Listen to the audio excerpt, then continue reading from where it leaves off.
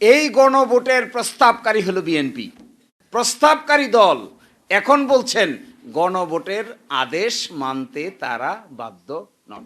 কোনো না কোনোভাবে একটা নাকে খত ওনারা দিয়েছেন, যে নাকে খতটা 70% মানুষের মতামতের চাইতেও তাদের কাছে গুরুত্বপূর্ণ। অন্যথায় আমরা সাধারণ মানুষ বুঝি, সামান্য লেখাপড়া করেছি আমরা বুঝতেছি জনগণ কাকে বলে। এরা কি বুঝে না জনগণ কাকে বলে? এত জ্ঞানী বিজ্ঞ পার্লামেন্টারিয়ান নিশ্চয়ই বুঝে। জুলাই সনদকে ব্যাখ্যা করতে হবে এটাও জানেন, গণভোটকে কিভাবে ব্যাখ্যা করতে যাবে এটাও জানেন, জনগণের সার্বভৌম ক্ষমতা কিভাবে প্রকাশ হয় এটাও জানেন, নিশ্চয়ই সবকিছু জানেন। জানা সত্ত্বেও যখন একই কথা বলেন তখন একটা সন্দেহের উদ্রেক হয়। এই সন্দেহটার নাম হলো নিশ্চয়ই ক্ষমতার প্রক্রিয়াটাকে কোনো না কোনোভাবে স্মুথ করার জন্য এমন কিছু জিনিসের কাছে দায়বদ্ধ আছেন, যে দায়বদ্ধতা বাংলাদেশের 18 কোটি মানুষের কল্যাণের চাইতেও অধিকতর তাদের জন্য কল্যাণকর। এছাড়া আমি আর কিছু দেখি না। এইটা দেখে, এই প্রস্তাবগুলো দেখে আমার কাছে মনে হয়েছে জগতের মানুষ আমাদের দিকে তাকায় মনে করতেছে সরকারি দল বিরোধী দল সবই তো মরবে দেখি, এটা তো মরার বুদ্ধি। আচ্ছা বলেন, গুম প্রতিরোধ প্রতিকার অধ্যাদেশ বাতিল করার কি কারণ থাকতে পারে? একমাত্র ডিজিএফআই শাটারিং ছাড়া আমি তো আর কিছু দেখি না। ডিজিএফআই আপত্তি ছাড়া, এসবিএনএস এর আপত্তি ছাড়া এই আইনাগর তৈরি করার মূল কারিগর ডিজিএফআই। এই ডিজিএফআই আপত্তি ছাড়া শহীদুল আলম ভাইকে নিয়ে ধৈর্য মাইরিয়া পিটাইয়া কেন এই কথা বললো, কেন ওই কথা বললো না, কেন পক্ষে বিপক্ষে এই কথা বললো, অমুকরে মতামত দিল, এই জন্য শহীদুল আলম ভাই কই ছিল আমরা সবাই জানি। তো তাদের আপত্তি ছাড়া গুম এবং খুন পাশ করার আপত্তি কি ভদ্রলোকের থাকতে পারে? তো গুম চাই আমরা? আমার তো মনে হয় না আপনারা কেউ গুমের পক্ষে। তো এটা কেন বাদ দিতে হবে? মানবাধিকার কমিশন অধ্যাদেশ কেন বাদ দিতে হবে? মানবাধিকার কমিশনের যিনি চেয়ারম্যান বলা হয়েছে তাকে যে অ্যাপয়েন্টমেন্ট দেওয়া হবে এটা হবে একটা সার্চ কমিটির মাধ্যমে। প্রাইম মিনিস্টার চাইলেই নিয়োগ দিতে পারবে না, চাইলে বাদও দিতে পারবে না। বাদ দিতে গেলে একটা সুপ্রিম জুডিশিয়াল কাউন্সিলের সিস্টেম করে বাদ দিতে হবে। আবার মানবাধিকার কমিশনের চেয়ারম্যানকে পাওয়ার দেওয়া হচ্ছে, তারা সো মোটো তদন্ত করতে পারবে, ইভেন কোন আইন শৃঙ্খলা বাহিনীর লোকেরা যদি জড়িত থাকে তাকে অ্যারেস্ট করতে পারবে। এই অধ্যাদেশটা বাদ করার কি কারণ থাকতে পারে? তার মানে কি তদন্ত কেউ করবে না? পাশে দেখবেন কমেন্টে লিখছে বাদ দেওয়ার পিছনে মূল কারণ হইলো, এটা পড়লে আপনারা সবাই গলাগলি করে হাসবেন, যেহেতু সরকারের সংবেদনশীল আইন শৃঙ্খলা বাহিনীর সদস্যরা এই অপরাধের সঙ্গে জড়িত থাকতে পারে, এই জন্য মানবাধিকার কমিশন আর গুম প্রতিরোধ অধ্যাদেশ বাতিল। তো গুম তো করবে কে? গুম তো আইন শৃঙ্খলা বাহিনীর লোকেরাই করে নাকি? গুম যদি আইন শৃঙ্খলার বাহিনীর লোকেরা করে তার তদন্ত হইতে হবে না? আরেকটা ইন্টারেস্টিং, মানবাধিকার অধ্যাদেশের পিছনে কমেন্টে লিখছে যেহেতু এটা সরকারের কোন মন্ত্রণালয়ের অধীন নয়।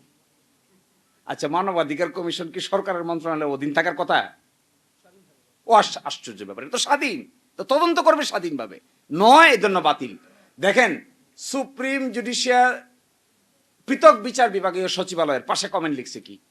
পৃথক বিচার বিভাগীয় সচিবালয়ের পাশে কমেন্ট লিখছে যে সরকার ইচ্ছা পোষণ করলে এটা কার্যকর হবে। আচ্ছা, সরকার ইচ্ছা পোষণ করলে নিম্ন আদালতের ম্যাজিস্ট্রেটকে বদলি করা যাবে, সরকার ইচ্ছা পোষণ করলে পদোন্নতি দেওয়া যাবে, সরকার ইচ্ছা পোষণ করলে শৃঙ্খলাবিধি অ্যাপ্লাই করা যাবে, সরকার ইচ্ছা পোষণ করলে, সরকার ইচ্ছা পোষণ না করলে কি করবে? ইচ্ছা পোষণ না করলে রাত 2টার সময় আদালত বসে শহীদুল আলম ভাইকে অযথা রিমান্ডে নিয়ে পিটাইবে। ইচ্ছা প্রকাশ করছে না, রাজা ইচ্ছা প্রকাশ করছে না, তো হয়ে গেল। অসুবিধা কি? এর মানে, কনক্লুশনটা আমি কেন বলতে চাচ্ছি, এর মানে হলো শুধু জুলাই সনদ না, এই সরকারের কর্মকাণ্ডের ভিতরে এন্টায়ারলি সংস্কার কর্মকাণ্ডের বিরোধিতা করে একটা শক্ত অবস্থান তারা নিয়েছে। যখন ঐকমত্য কমিশন আলোচনা হয়েছিল তখন আর্গুমেন্ট ছিল যে আমরা কেন এটা করব, এক একজনে এক একটা বলছে। সর্বসম্মতিক্রমে ব্যাখ্যা ছিল যে এটা এই জন্য করতে হবে কারণ ক্ষমতাটা এত সেন্ট্রালাইজ, এক ব্যক্তির হাতে এত ক্ষমতা, এইটা যদি বিভিন্ন ব্যক্তিবর্গের কাছে ডিস্ট্রিবিউট করে দেওয়া না হয় তাহলে কোনোদিনেই কোনো সরকারের পক্ষেই এত ক্ষমতার মালিক হয়ে স্বাধীনভাবে আইনসম্মতভাবে কাজ না করে ডিক্টেটোরিয়াল মেন্টালিটি ডেভেলপ করতে বাধ্য হবে। তখন বলা হলো তাহলে কি করা দরকার, রাষ্ট্রপতি এবং প্রধানমন্ত্রীর ভারসাম্য। তো রাষ্ট্রপতি প্রধানমন্ত্রীর ভারসাম্য করা হয়েছে। এখানে ভারসাম্য করা হয়েছে যতগুলো সাংবিধানিক প্রতিষ্ঠান আছে, যেমন ধরেন সাংবিধানিক প্রতিষ্ঠান কি, supreme court, chief controller auditor general, CEC নির্বাচন কমিশন, ওদিকে আছে পিএসসি পাবলিক সার্ভিস কমিশন। এগুলোর মধ্যে এমন একটা ক্ষমতা ডিস্ট্রিবিউশন থাকতে হবে যেন একটা আরেকটাকে নিয়ন্ত্রণ করতে না পারে। এই বিভক্তির অংশ হিসেবে যেগুলো অর্ডিন্যান্স দিয়ে করা দরকার ছিল এগুলো 133 অর্ডিন্যান্স, আর যেগুলো অর্ডিন্যান্স দিয়ে করা সম্ভব হয় নাই এটাগুলো সংবিধান সংস্কার। সেই সংস্কারের জন্য একটা আদেশ দরকার ছিল। এই আদেশের নাম হলো জুলাই জাতীয় সনদ উইদিন ব্র্যাকেট সংবিধান সংস্কার আদেশ। এখন ওনারা বলছেন এটা অসাংবিধানিক। তাহলে কোনটা সাংবিধানিক? বিরাট প্রশ্ন। আমি কনক্লুশন ড্র করছি, এটা আমাদের জাতীয় জীবনের এই চরিত্রকে কিভাবে বিশ্লেষণ করা যাবে তা হয়তো ইতিহাসেই বিবেচনা করবে। কিন্তু আমার কাছে মনে হয় এই যে চোর পুলিশ খেলতে খেলতে যে 56 বছর পার করলাম, ঘুরে ফিরে কিন্তু আমরা জায়গাতেই থাকলাম। এখন যদি জুলাই অভ্যুত্থানের পরে আরো ড্রাস্টিক সামনের দিকে অগ্রসর করা না যায়, ধরেন এই সংস্কারগুলি কিছুই হইল না, কোথায় যাব আমরা? এক ব্যক্তি পাওয়ারফুল হবে। বলা হয়েছে এক ব্যক্তি 10 বছরের বেশি প্রাইম মিনিস্টার থাকতে পারবে না।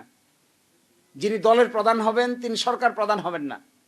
সাংবিধানিক প্রতিষ্ঠানগুলোতে সার্চ কমিটির মাধ্যমে আইন করে লোক নিয়োগ দেওয়ার ব্যবস্থা করা যাবে, হায়ার এবং ফায়ার করা যাবে না। এটা যারা চান না, কেয়ারটেকার গভর্নমেন্টের অধীনে নির্বাচন হবে 5 বছর পর পর, এই জিনিসটা যারা চাচ্ছেন না তারা কি চাচ্ছেন?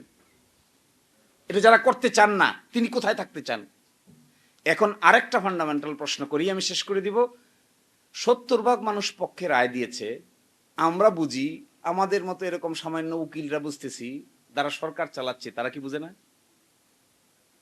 গণভোট কি তারা অতীতে করে নাই? গণভোটের জনগী তো বিএনপি, আর বিএনপির জন্ম হলো মার্শাল ল।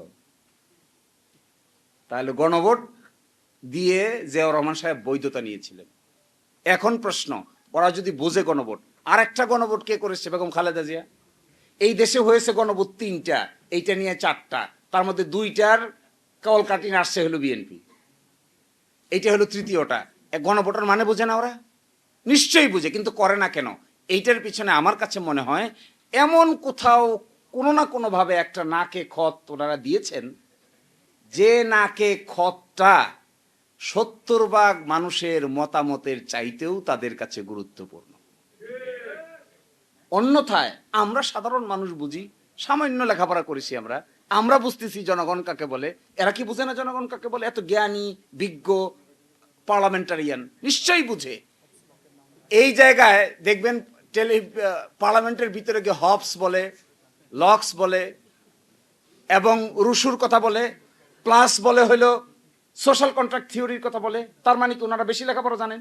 ওনারা হবসও জানেন, ওনারা লক্সও জানেন, ওনারা রুশোও জানেন, ওনারা কিভাবে জুলাই সনদকে ব্যাখ্যা করতে হবে এটাও জানেন, গণভোটকে কিভাবে ব্যাখ্যা করতে যাবে এটাও জানেন, জনগণের সার্বভৌম ক্ষমতা কিভাবে প্রকাশ হয় এটাও জানেন, নিশ্চয়ই সবকিছু জানেন। জানা সত্ত্বেও যখন একই কথা বলেন তখন একটা সন্দেহের উদ্রেক হয়। এই সন্দেহটার নাম হলো নিশ্চয়ই ক্ষমতার প্রক্রিয়াটাকে কোনো না কোনোভাবে স্মুথ করার জন্য এমন কিছু জিনিসের কাছে দায়বদ্ধ আছেন, যে দায়বদ্ধতা বাংলাদেশের 18 কোটি মানুষের কল্যাণের চাইতেও অধিকতর তাদের জন্য কল্যাণকর। এছাড়া আমি আর কিছু দেখি না। সবাই ভালো থাকবেন। আল্লাহ হাফেজ।